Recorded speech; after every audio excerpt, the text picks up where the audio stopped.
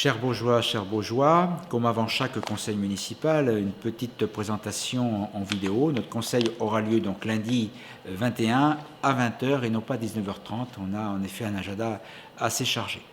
Le conseil municipal devait traiter de sujets tout à fait ordinaires en cette fin d'année.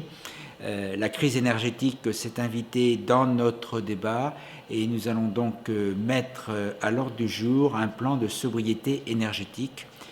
Cette démarche, elle est suscitée par le fait que nous commençons à avoir des estimations pour l'an prochain du prix des énergies que nous utilisons, gaz, électricité, gasoil, etc. etc.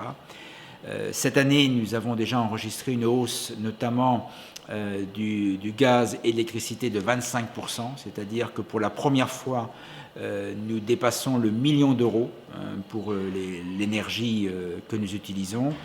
Et là, ce qui nous conduit à regarder les choses de très près s'explique par le fait que d'après nos simulations, le coût de l'énergie devrait dépasser les 2 300 000 euros. Ça veut dire que nous aurions, si les prévisions se vérifient, plus de 1,3 million. Donc il est clair qu'en qualité de gestionnaire de la ville, nous ne pouvons pas accepter en l'état et ne rien faire parce que l'argent que nous mettrons sur les consommations énergétiques, nous ne la mettrons pas dans d'autres projets, nous ne la mettrons pas sur d'autres fonctionnements. Donc c'est des choix qu'on se refuse pour l'instant à faire, mais pour éviter d'avoir à faire ces choix, il faut effectivement qu'on fasse des économies. Donc nous allons soumettre au conseil municipal un plan de sobriété énergétique qui pourrait consister par exemple dans la fermeture provisoire de certaines mairies déléguées ou par exemple comme le château, la fermeture de l'accueil du château puisqu'aujourd'hui on a aussi une consommation sur ce château qui est importante. Donc on va décliner toutes les mesures qui sont possibles. Ça fera l'objet d'un débat lors de notre conseil.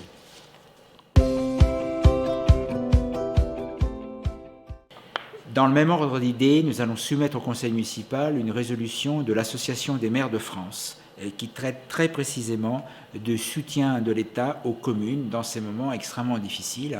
On nous parle aujourd'hui de 500%, j'ai bien dit %, d'augmentation du gaz. On nous parle de 100% en matière d'électricité. Donc l'AMF, l'Association des maires de France, par l'intermédiaire de son président, M. David Lisnard, nous demande, nous, conseil municipal, de toutes les communes de France, de prendre des délibérations pour appuyer sa démarche auprès de l'État, de manière à ce que l'État mette en place un véritable bouclier énergétique tarifaire au profit des communes, pour que toutes les communes puissent bénéficier d'une aide. On a également des sujets sur les dotations. À un moment où les communes sont extrêmement sollicitées, eh bien, on va demander à l'État de nous accompagner. C'est le sens donc d'une résolution que nous allons présenter au conseil municipal. Deux autres sujets importants. Nous allons valider, je l'espère en tout cas, le schéma des mobilités douces. Donc Laurent Biteau nous fera une présentation complète du schéma et nous allons proposer au conseil municipal la création d'un comité de suivi composé d'usagers qui nous accompagnera puisqu'on souhaiterait qu'effectivement les premiers travaux, les premières pistes cyclables dignes de ce nom puissent être réalisées durant l'année 2023 si le contexte budgétaire nous le permet. Donc le conseil municipal va examiner le schéma des mobilités douces. Enfin, en dehors des points classiques en matière de ressources humaines, nous allons évoquer un dossier extrêmement compliqué, très intéressant, passionnant, c'est celui de la restauration scolaire. L'objectif, c'est de porter à la connaissance du conseil municipal les travaux de la commission agricole, bâtiments et enfants-jeunesse qui a réfléchi avec des cabinets sur l'organisation de notre système de restauration scolaire. L'objectif, c'est d'appliquer les dispositions du plan alimentaire de référence qui a été construit, c'est-à-dire amplifier l'approvisionnement en produits locaux, en circuits courts, en produits bio. C'est aussi de faire en sorte que toutes nos cantines les enfants dans les cantines puissent déjeuner dans les mêmes conditions et que nos cantines puissent fonctionner de la même manière. Donc aujourd'hui, la question d'une cuisine centrale se pose et les différentes hypothèses vont être présentées. Je précise tout de suite que ce n'est pas un sujet économique, ce n'est pas un sujet financier.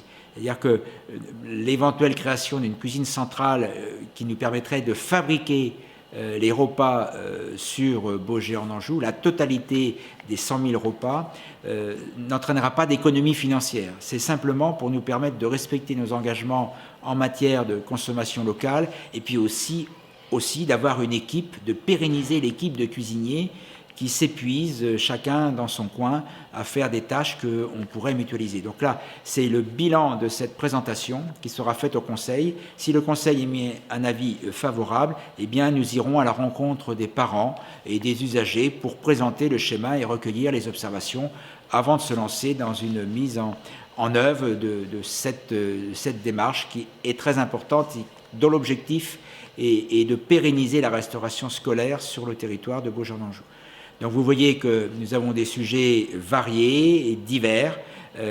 Certains sont influencés par la crise qui s'annonce à nous, d'autres s'inscrivent dans la durée comme le schéma durable. Enfin, voilà, un conseil qui sera sans doute passionnant et je vous invite à le suivre en direct à partir de 20 h.